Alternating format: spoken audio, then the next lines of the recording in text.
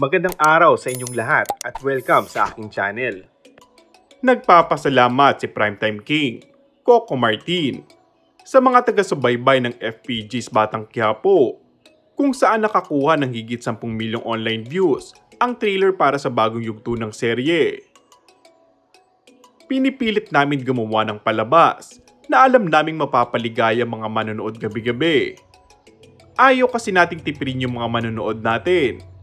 Na-appreciate ko kasi yung pagmamahal nila, sabi ni Coco.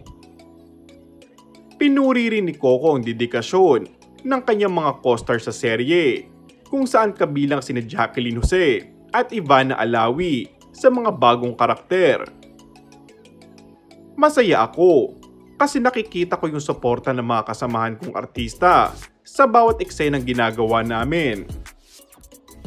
Nagpapasalamat ako dahil itong teleserye ang nagiging daan para makapag-communicate tayo sa mga tao at nakakapagbigay tayo ng saya at inspirasyon gabi-gabi, sabi pa ni Coco.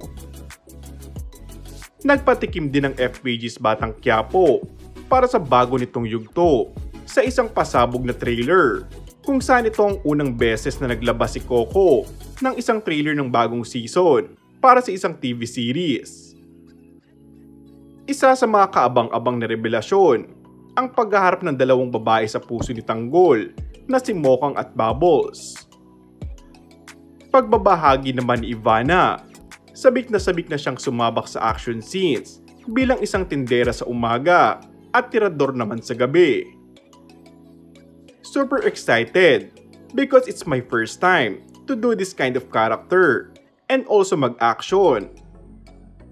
Abangan nyo ang totally different Ivana and totally different character sa lahat ng play ko. This is really something new and something na ma-enjoy nyo sa ad niya. Samantala, nakabang na ang netizen sa bagong yugto ng serye pagkatapos mag-trending sa social media ang ilang mga pasilip na eksena. And that's all for our today's video. Kung bago ka lang sa aking channel ay mag-subscribe at pindutin na rin ang notification bell. Maraming salamat!